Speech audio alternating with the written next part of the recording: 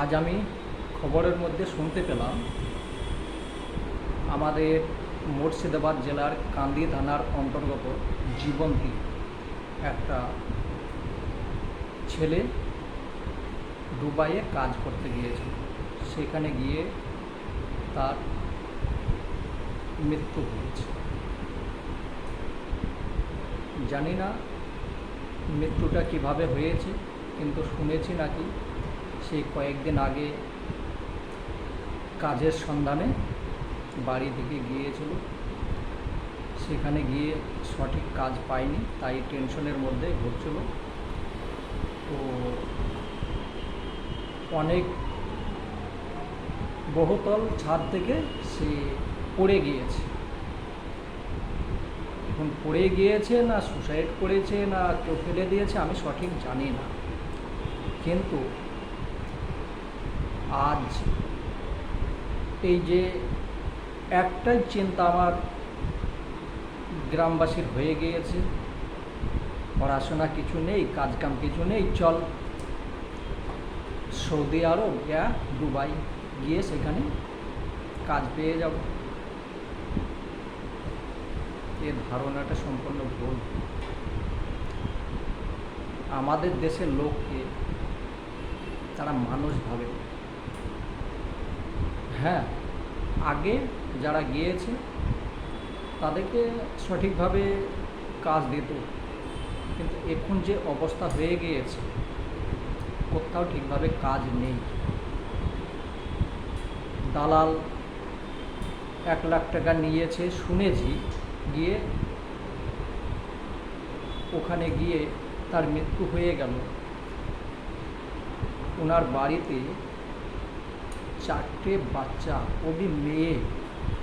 আজ একবার চিন্তা করে দেখেছেন আমাদের সমাজের লোকরা একবার কি চিন্তা করে দেখেছে যে ওই 4টে বাচ্চার হাল কী হবে? কেউ চিন্তা করতে পারবে। তো আমার कहने का मतलब যে আমার দেশবাসী একটু সুধার যাও, এখনো অনেক সময় আছে সুধারনে গেলে। তো একটাই উপায়, একটু লেখাপড়া করো। লেখাপড়া করলে সমাজও চেঞ্জ হবে, তুমিও চেঞ্জ হবে। এখন এই যে মোবাইলে আমাদের সমাজটাকে সম্পূর্ণ নষ্ট করে দিচ্ছে।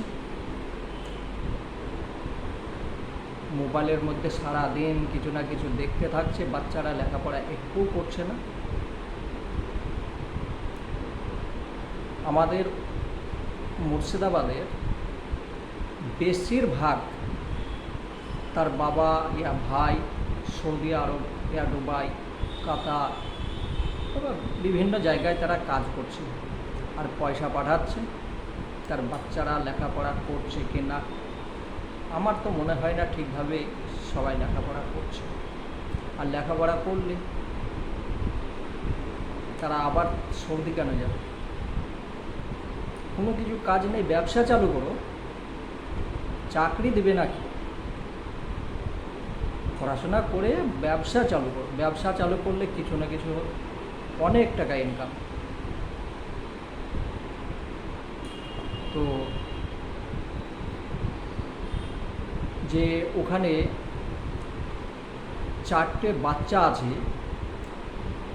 কিছুদিন আগে ভোট হয়ে গেল, তোমরা এই পার্টির জন্য লড়ছিলে, অন্য পার্টির জন্য লড়ছিলে, আমি কোনো পার্টির নাম নিচ্ছি না।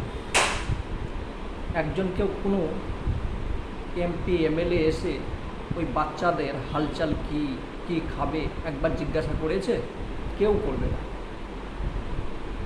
তো প্লিজ আজকালের নবজওয়ান তাদেরকে বলতে চাইছি তোমরা লেখাপড়া করো। ওইসব রাজনীতিও দেখো না, ওই সৌদির চিন্তাও করো না, লেখাপড়া করে গ্রামের মধ্যে কাজ করো।